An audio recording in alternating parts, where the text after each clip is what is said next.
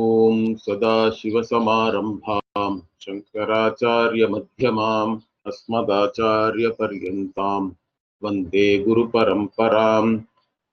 Om Sahana Vavatu Sahanau Bhunaktu Sahaviryankaravavahe Tejasvinavadhitamastu ma vidvishavahai.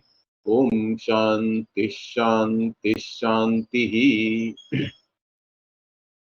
We were looking at who is an adhikari or one who is qualified to pursue Vedanta. And why did we even start discussing this? Because we were discussing what is known as Anubandha Chatushtaya, connections with the text. What are the four things which are connected to the text? In that, adhikari is the first. Who is qualified to study this? First, we should be very clear about that. Then, what is the subject matter, Vishaya? Then, the connections between the adhikari, the Vishaya, and also the Prayojana. Prayojana is what is the purpose of study or what is the result. So, the Sambandha between the adhikari, Vishaya, and Prayojana also one should be very clear. So, these four things connected with the text one should be aware of before one even starts the study. Now, in this context, we already discussed who is an adhikari. An adhikari, to start with, is a pramata. Pramata means a knower. Knower means you are interested in knowledge, correct? You are interested in knowing something which you do not know already. And why do you even become a knower or a seeker of knowledge? Because you should have certain clarity that knowledge is the solution for all my problems. How can knowledge become solution, and knowledge of what? Those things are also important. So, my problems, if we look at, they are all rooted in me taking myself as a limited individual being. When you do not take yourself as an individual, for example, in deep sleep, there is no problem. Deep sleep is always enjoyable for everyone, whether you are enjoying your waking life or dream life, or whether you are having lots of problems. For everyone, deep sleep is enjoyable. That is because in deep sleep you are only a conscious being who is actually not aware of one's own individuality also. As soon as you wake up, you identify yourself with a particular body mind sense complex and take on that individuality. Now all the problems of the individual becomes your problem. Now this separating of individual and you as a being is very important. In fact, this is something you have to keep analyzing throughout your whole lifetime or till the time your whole identity itself changes. But we'll come to that later. What I am trying to say is, individuality itself is not there always associated with you. But whenever you are associating yourself with a particular body mind sense complex and take yourself as an individual, then all problems are there associated with that body. All the problems of the body becomes your problem. All the problems of the mind becomes your problem. All the problems of the senses become your problem. Of course, it's not only problem. Certain things you enjoy also, but mainly problems are what remains, I would say. The enjoyable moments come and go. They are also fleeting.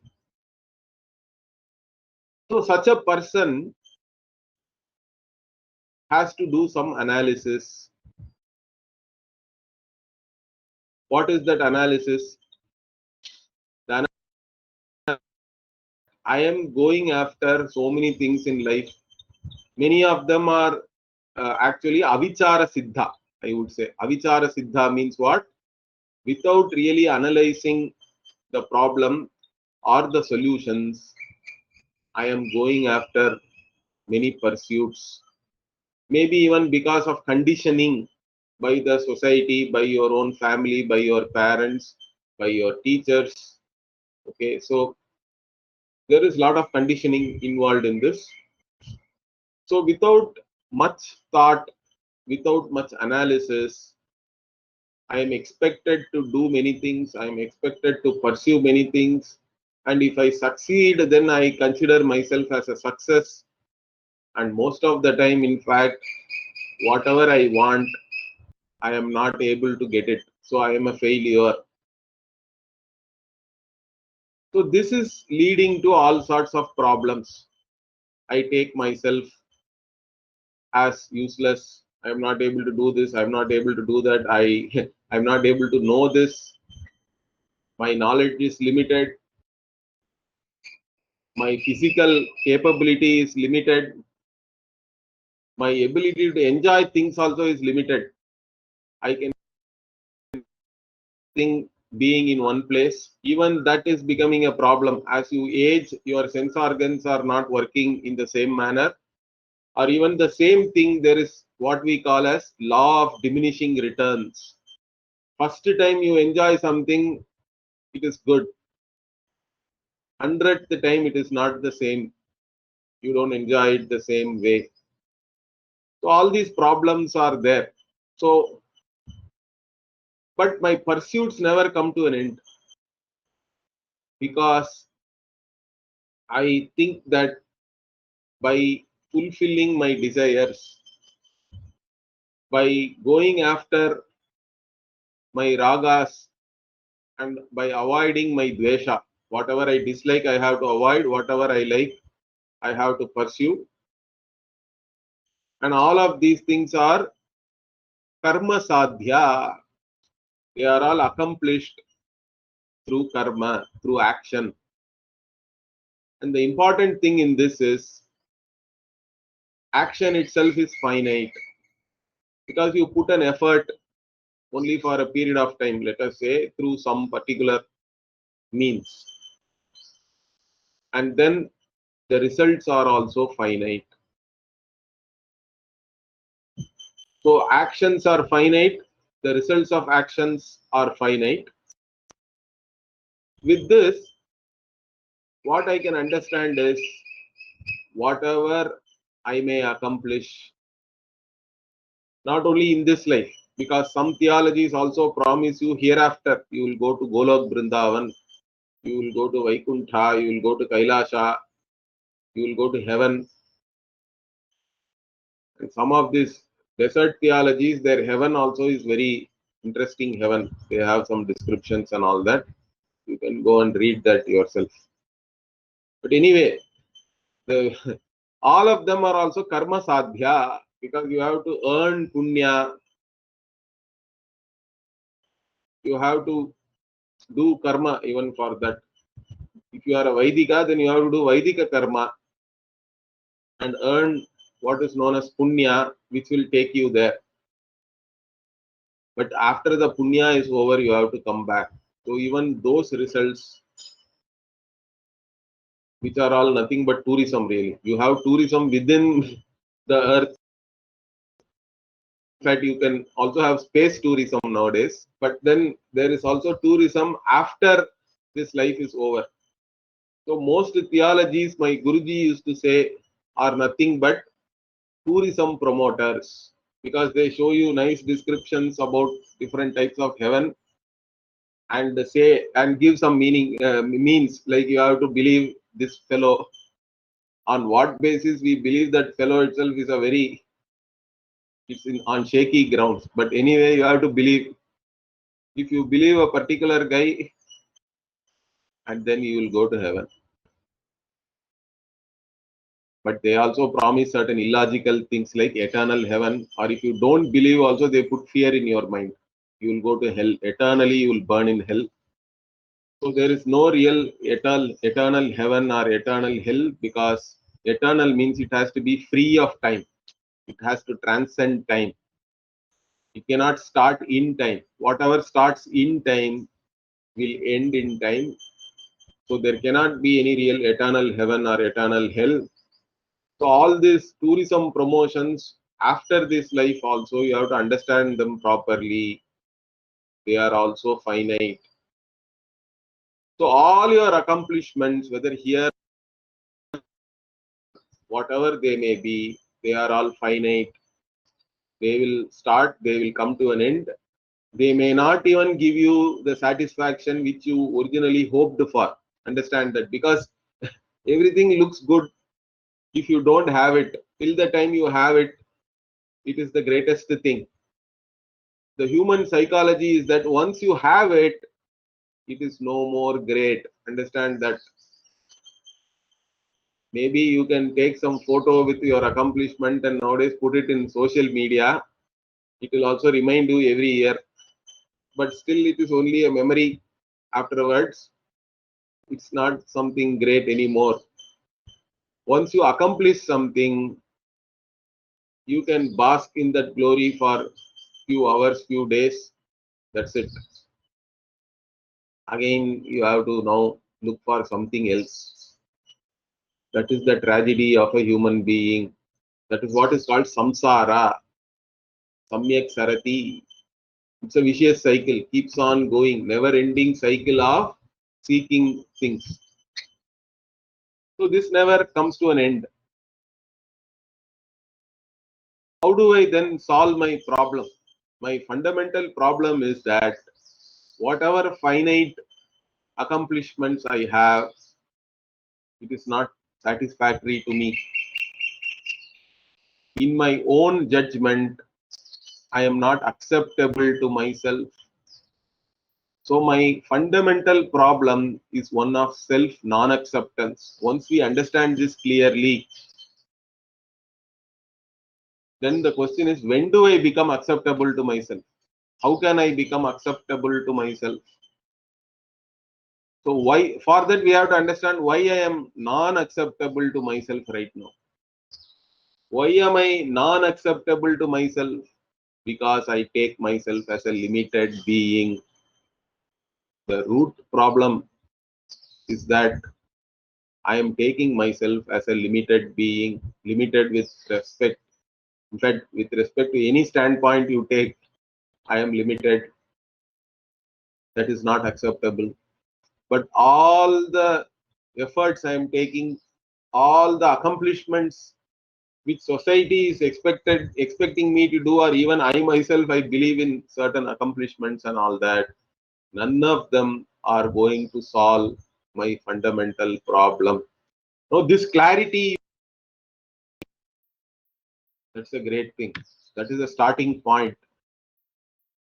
With this clarity, now only two options are there for you. What is that? If my fundamental problem is rooted in me taking myself as a limited being, then there are only two options. What are those two options? Either I am limited is the truth, then you cannot do anything about that. Is that clear? You have to accept that I am limited. Life is only so much, and try to get the best out of it. This is what I think they call something like existentialism. In Western philosophy, I think they call this existentialism. Means what? This is how the earth is. This is how you are as an individual. Accept it as it is and try to make merry as much as possible. But then Veda has a different vision about yourself.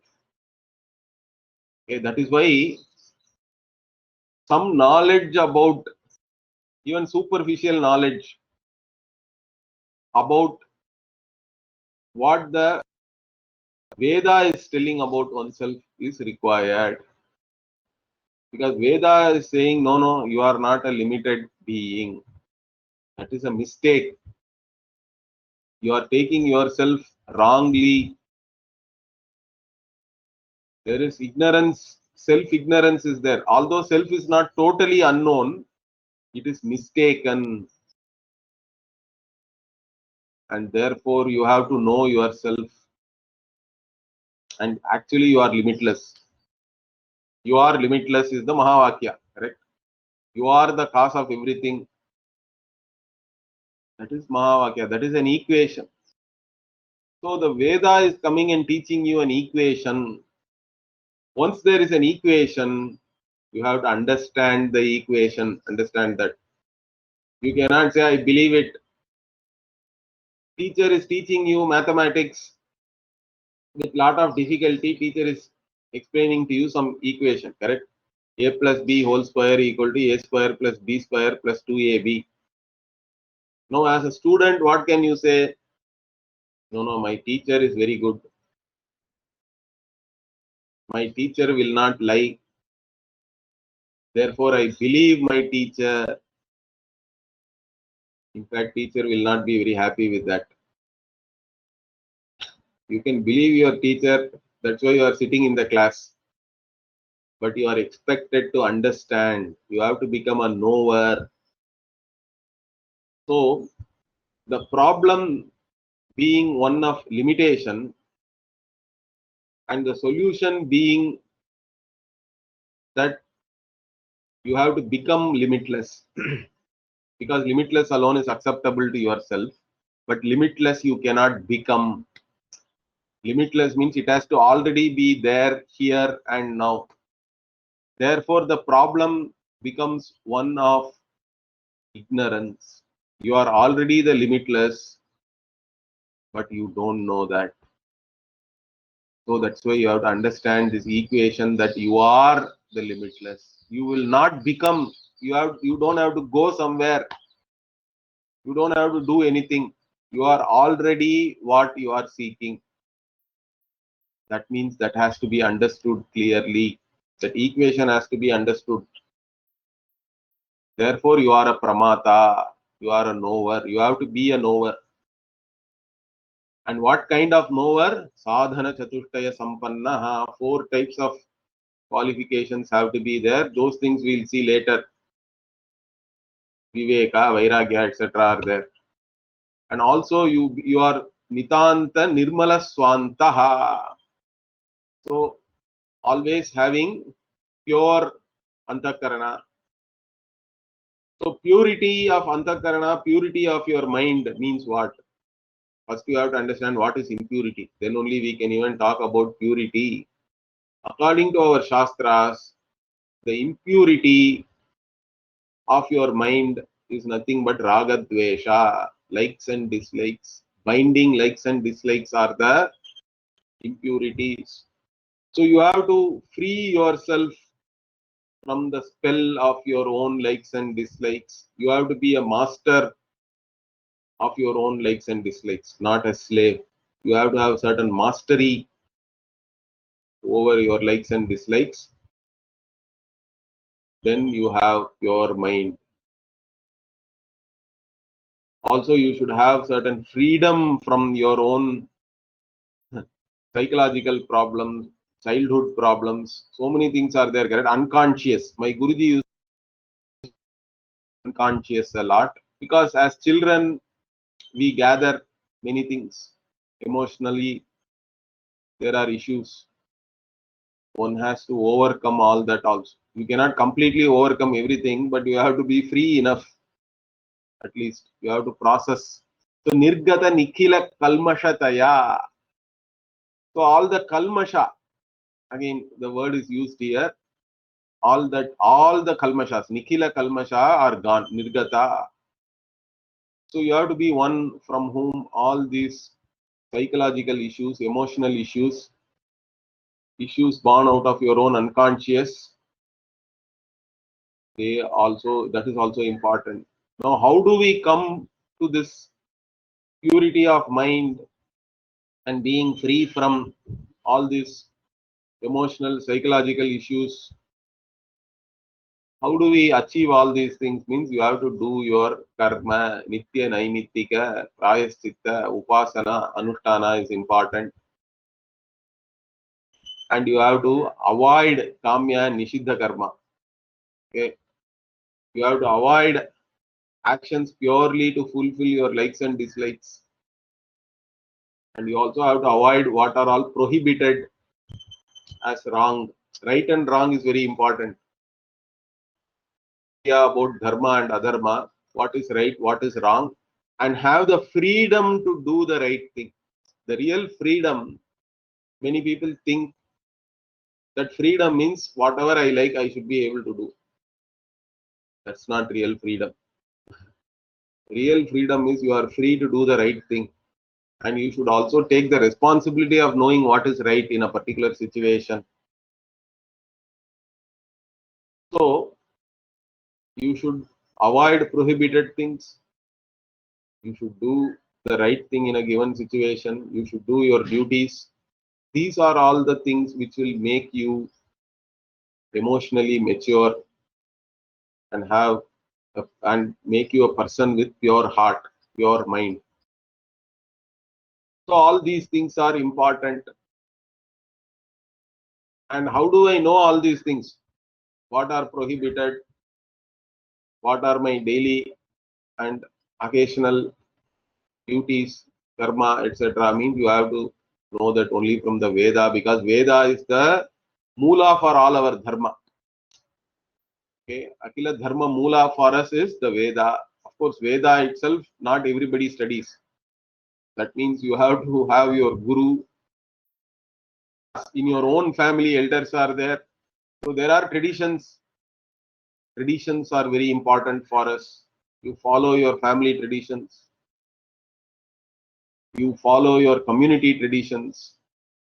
You follow the traditions of the place you are living in. Deshakala also is important. So whatever your elders, your gurus, they have given you a certain lifestyle. You live that and you become pure and you recognize your fundamental problem and want to know your real nature. Such a person is the qualified person. Okay, I'm just recapping this because it's a very important thing. What is the qualities what are the qualities which make you qualified? You have to be clear about that, because attending a Vedanta class, all the effort of all the Vedanta students will only go in gaining all these qualifications. Vedanta itself is very simple. I can explain to you the equation Mahavakya in 1 hour. All the teachings are over with that. But it's not that simple, because you have to put in a lot of effort to prepare yourself. All the effort is only preparing. Knowledge part is actually very easy. You let the means of knowledge operate. You let your guru's words do its magic. It does the magic, in fact. If you don't interfere, if you are ready, the words will reveal who you are. They are the mirror where you see yourself clearly. Once clarity is there, also it's not enough. Clear knowledge can still be hindered by habitual tendencies. So any insight has to be repeated. Just attending the class, everything is clear. You have an insight also. But once class is over, once Shravana is over, Vidyasanam also is important. You have to repeatedly recollect so that you can overcome habitual thinking patterns, habitual tendencies, which can actually cover up even clear knowledge you may have, but it will not be available. All you have to make this knowledge also available. There also certain effort is there. So effort is there in preparing yourself for this knowledge. Effort is there even after knowing clearly. Some effort is required to overcome habitual tendencies.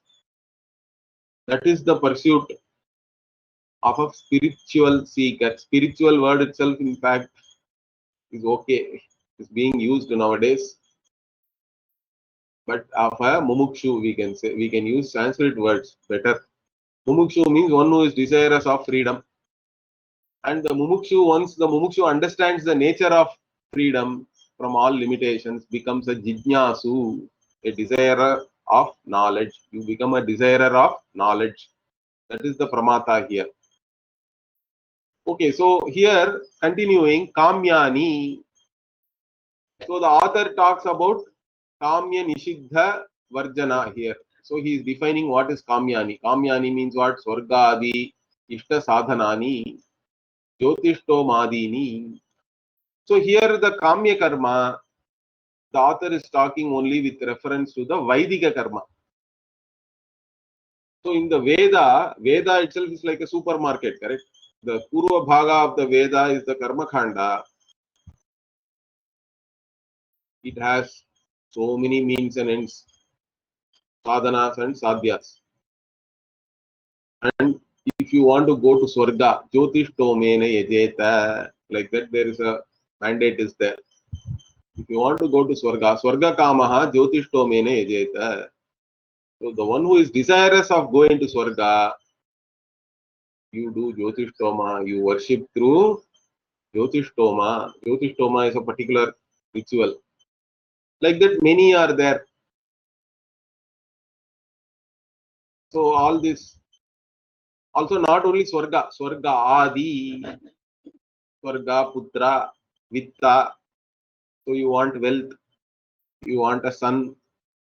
For all that also there are rituals are there. Then the Adi Padat, we can also take all your secular pursuits also, so-called secular pursuits. So even if you have a certain clarity that none of the worldly accomplishments are anyway going to solve your fundamental problem, you develop a certain objectivity towards them. Understand that. Objectivity is a very key word. You have to be objective towards all the worldly accomplishments, all the worldly pleasures which you can go after. And even there you have to, of course, whatever is to be done in a given role, whatever is your duty, we all find ourselves in a certain body mind sense complex with a certain background in a certain situation. Then you are expected to do certain things, you keep doing that, but you try to limit yourself only to that. You don't have to pursue anything, all your fancies really. There are so many things you can fantasize about. Many of these fancies just come in your mind because that is also part of the samskaras, I think. It's not even under your control. But whether you want to go along with those fancies of your mind is something which you can have a choice there, I think. For many people, there is no choice even there. That means you are totally under the spell of your own likes and dislikes. But if you have a choice there, that means you have certain maturity. Therefore, you have all the things. In fact, this comes even in the Bhagavad Gita. Dhyayate vishayan pumsaha sangasteshu pajayate sangat sanjayate kamaha kamat krodho bhijayate. Like that, Bhagavan gives you that whatever that flow, correct? So many things, dhyayate vishayan, many things, many objects, many fancies are there in your mind. You think about it. Those thoughts arise in the mind. We don't even have any control over that. Let it arise. But once it arises, you sangha, there is a certain association is formed. Then you keep thinking about it. Then only it becomes a desire. You start longing for that. Sangat sanjayate kamaha. Once you have kama, longing, then you have a thought process that without it, I cannot be happy. Then you become ready to do anything to get that. That becomes greed, in fact. If you are ready to do adharma to also accomplish whatever you want, that is what is called greed. Till then it can desire, etc. Then you do certain things, you don't get it, means it becomes anger will be there. All this kamat, krodhat, sammoha, like that, Bhagavan gives a list. So all these kamya karmas will only lead you to problems. That is why we are asking you to avoid kamya karma. So don't go after things which are imposed on you, in fact, by the society and all that. You don't have to go by their definition of what is success or what is expected of you. You have a certain understanding, you have certain clarity with reference to your pursuits, then lead a life in keeping with that. Correct? So you don't go after all these things which you are expected to desire and go after. You avoid. Simplify your life. Then Nishiddhani, of course, you should not do anything wrong. Don't say, no, it is wrong. Ignorance is not a defense even in a court of law. There are so many laws in India, 99% of the people will not know. Many lawyers themselves don't know all the laws, I think. There are so many are there. How are we expected to know? And we can be preaching them. But if you are caught and you go to the court, you cannot say, I did not know, therefore I did it. Maybe judge will give some lenient sentence, but you will still be sentenced, punished. Because ignorance is not a defense. So you are expected to do the right thing, means you are expected to know the right thing first. If you don't know, if you are in confusion, dharma sankata we say, that is fine. Human beings can have dharma sankata, but then you have to go and get it clarified. Where do I go? Okay. To whom do I go means go to somebody who does not have any conflict of interest. I am not saying this. Veda itself is telling that. Aluksha dharma kamasyuhu, like that. Those who are having a certain non-challenge with reference to whatever you are asking. Okay, they are not directly connected, or they are not going to give you based on which they themselves will gain something. They are not having anything to gain or lose by advising you. Go to such people. And also they have to be desirous of what is dharma. Dharma kamaha, alukshaha. Go to your elders, go to your gurus and seek advice. Seek what is right, what is wrong. So you have to get it clarified. That responsibility also is there with you. Once you know what is right, in fact, most of the time we know what is right, wrong. Dharma sankata and all is only rare. Many times the sankata is for us is not even between right and wrong. It is between which right to choose. Correct? There are many right things also are there. Life is all about choices, but we don't even know what to choose. In fact, there is no real choice between right and wrong. Once you know something is wrong, you are not going to choose it. Means you are having certain maturity again, certain freedom to do the right thing. But even for such a person, there can be confusion. Which right thing to choose? There are many rights only are there. Many right options are there. To have prayerfully, you have to choose. That's why every day the Gayatri mantra prayer itself is about that only, correct? You are the one who has to impel my mind and make me choose the right things. So Bhagavan, with Bhagavan, what is our prayer always? Hey Bhagavan, make me choose the right things.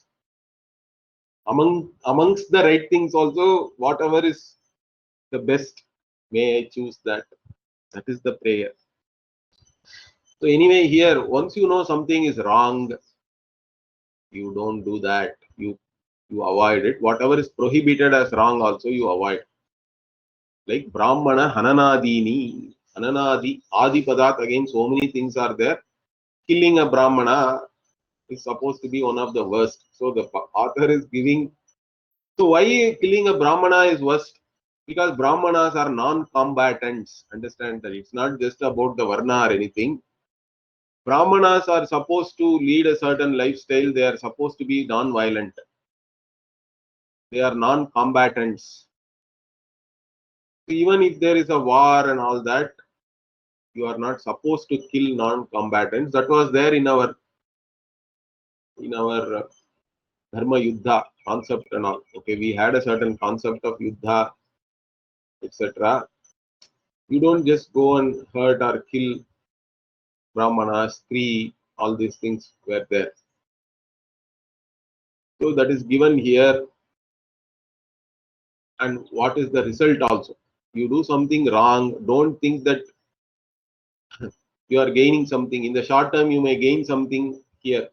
But even then, what you know something as wrong, you did it, then you have fear. What if somebody finds out? So fear will be there, guilt will be there. You cannot avoid fear and guilt once you do something wrong. That itself makes the result of the wrong thing a bad bargain. But according to our belief, there is also papa. You are earning papa, adrishtapala also you are collecting. So for every action, there are two results. That is our understanding. One is the drishtapalam, whatever immediately you are experiencing. But if you do the right thing, you are collecting punya, it is accumulating to your account. And if you do something wrong, you are accumulating papa. And how will this papa fructify? As unpleasant experiences later on. You will go, you read some of our Puranas, Garuda Purana, Devi Bhagavatam and all that, they describe some 27 types of Naraka and all that. For each type, whatever transgressions you have done, where you will go, what all kind of punishments you will get, you read all that, you cannot do anything, I think. So it's so scary, in fact. You can go and read if you want. So don't do things which will take you to Naraka. Narakadi Anishta Sadhanani. Narakadi again. So other punishments also you can get. Even in this life you can get something unpleasant, or in some other life also you may get unpleasant experiences. All the unpleasant experiences you are facing in this life, don't blame anybody. It is all your own papa rectifying. You cannot blame Bhagavan also. It is your own doing. In fact, my grandmother used to become happy sometimes. So if something bad, an unpleasant thing also happens, she used to say, okay, some papa is now over at least. Like that. Our people had interesting attitude towards even these things, correct? This law of karma and a certain understanding, shock absorber. Even something happens, some unpleasant thing happens, you don't have to blame everybody and have some victimhood complex and all that. You just take it in your stride. It is all your own karma. Something is now over, at least over and done. You then look forward to other things. So that is the way. Anyway, so avoid prohibited things like killing brahmanas, which will take you to naraka, etc. Okay, and then do the nitya karma. Nityani means what? Akarane pratyavaya sadhanani sandhya vandanadini. So every day you are supposed to do certain karma. Sandhya vandanam you do 3 times. You are supposed to do, at least do once. Like this, our gurus are all saying even today. Okay, whoever is eligible to do sandhya vandanam, do at least once. If you are not doing sandhya vandanam, you do some other japa. Every day you do worship. Pancha Mahayajna we have to do every day. You have to have certain gratitude towards the devas, the rishis, correct? Deva rishi, pitras, your own ancestors. Without them, you are not here. Then other human beings, also all the other living beings, correct? Manushya and Bhuta. So Deva Yajna, Rishi Yajna, Pitri Yajna, Manushya Yajna, Bhuta Yajna, all these things you can do. Even here, you can do according to your family traditions. You don't have to invent anything or learn something new from some new age guru and all that. Just to do whatever is there. All of you, all of us, we are, at least those who are born in India, you don't have to learn anything new. You all have a Kula Devata. You will have your own Kula Guru. You have your elders. In your own family, this Panchamaha Yajna, there are ways of doing it. In the north, they'll give chapati to cows every day. That is Bhuta Yajna. In the south, we'll keep rice every day, even for crows and other birds, let us say.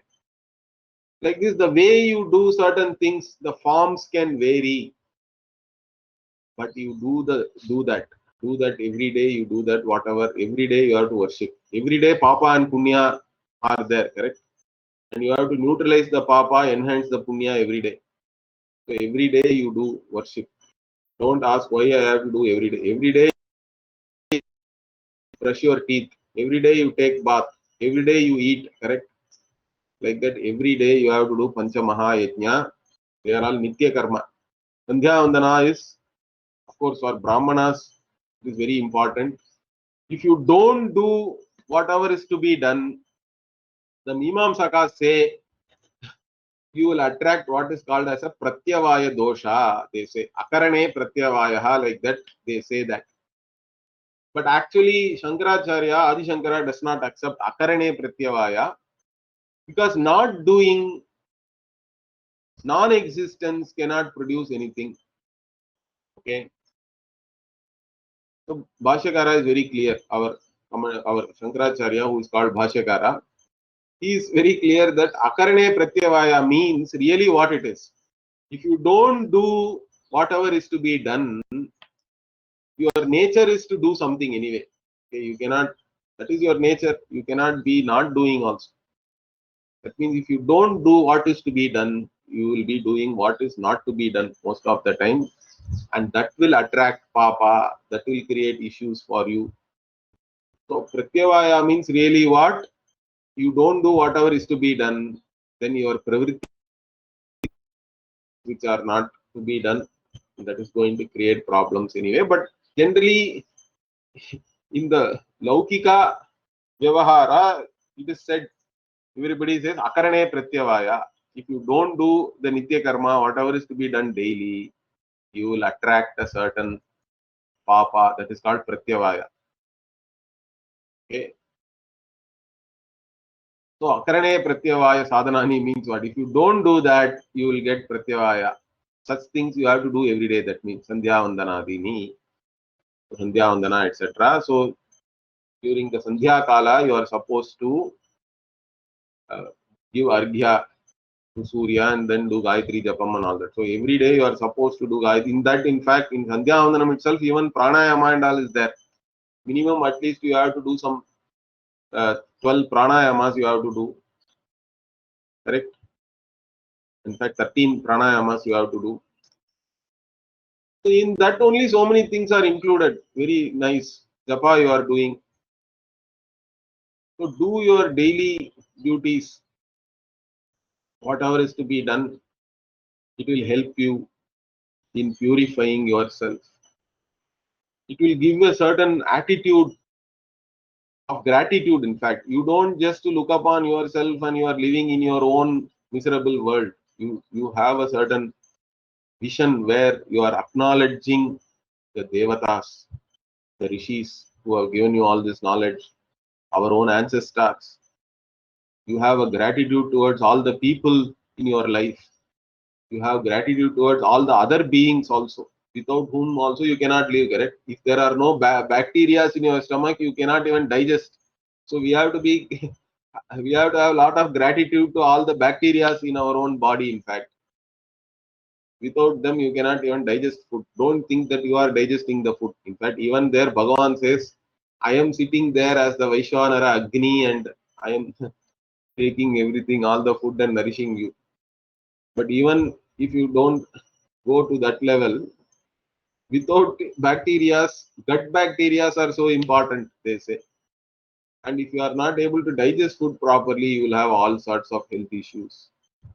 Anyway, so this gratitude towards all that is there here means you are recognizing the giver in the given.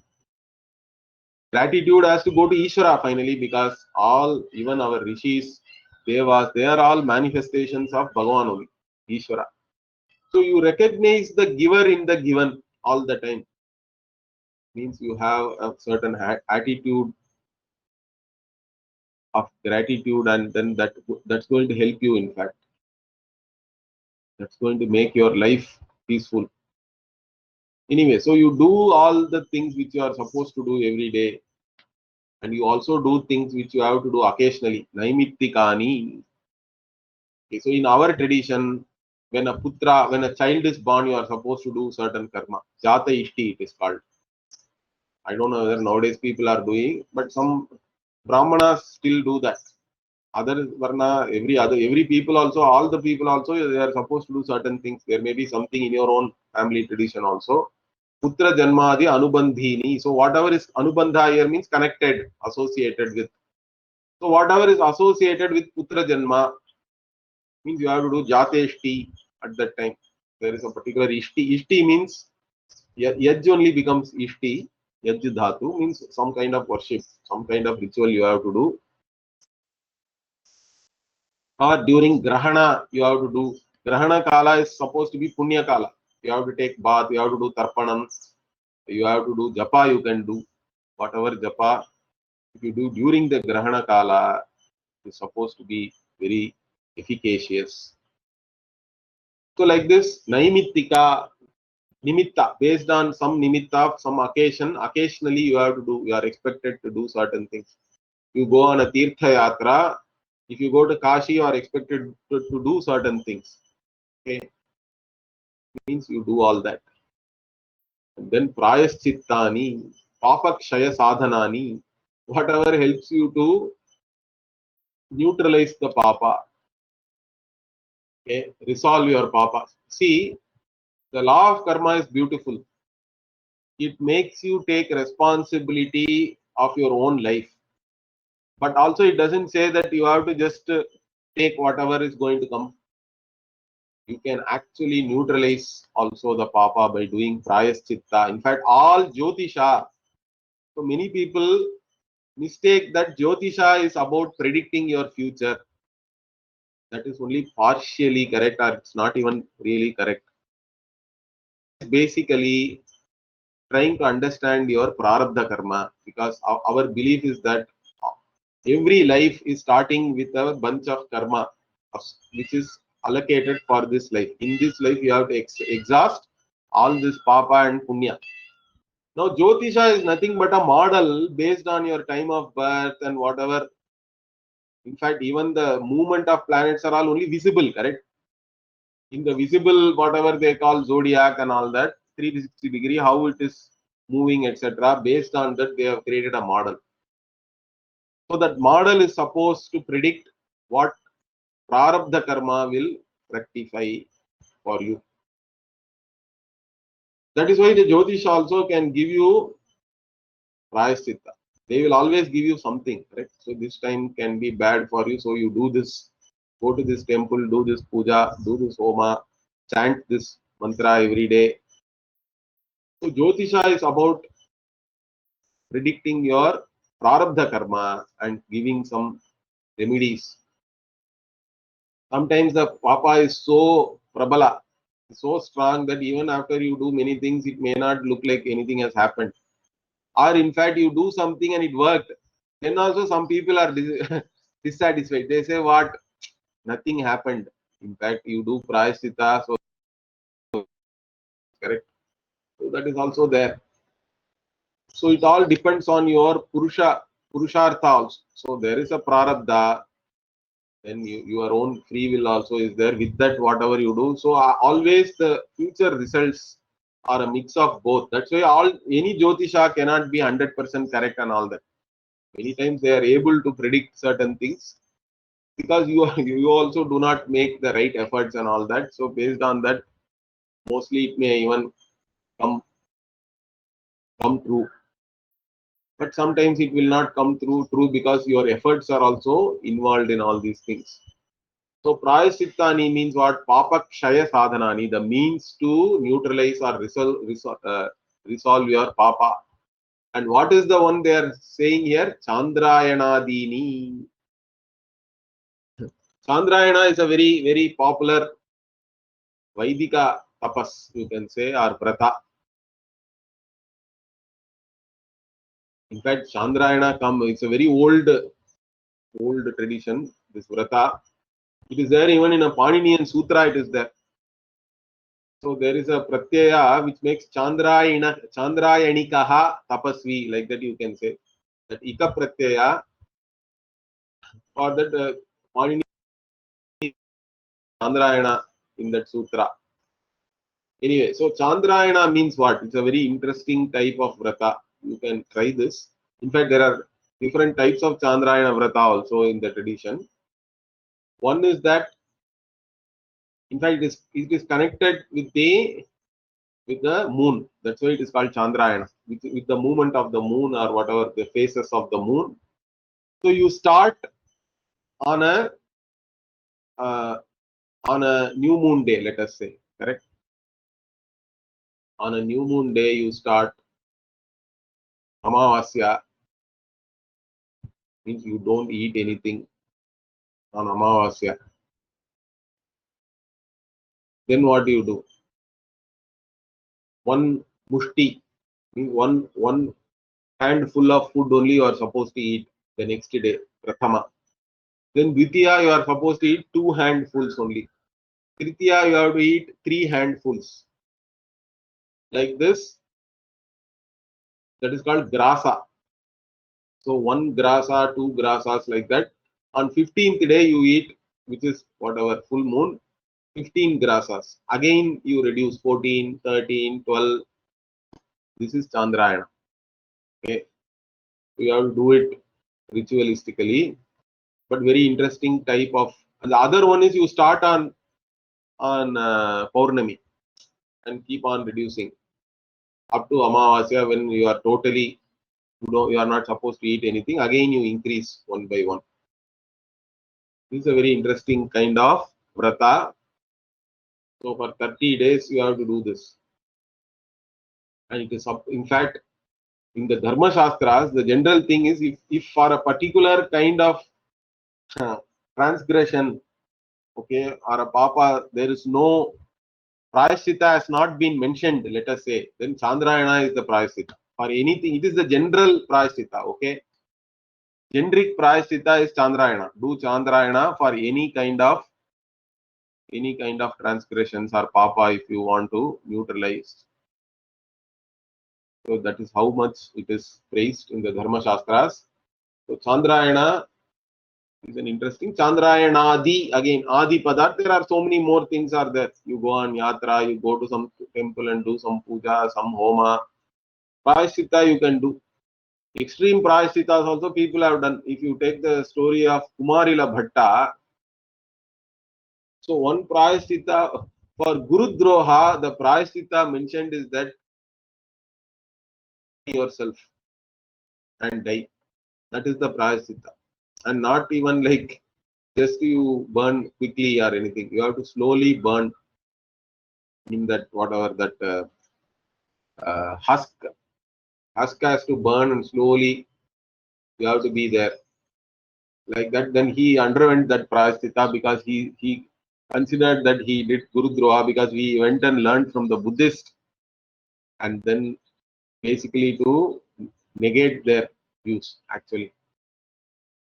So the Kumarila Bhatta is supposed to have undergone that kind of a prayaschitta. I don't know whether any of us can even think of doing anything like that. But it is there. Even such extreme things are there. But Chandrayana is at least not that bad. You can try that. I think it's an interesting prayaschitta. Then Upasana. So Upasana also you are supposed to do every day as a Vedanta student. This we will see next week.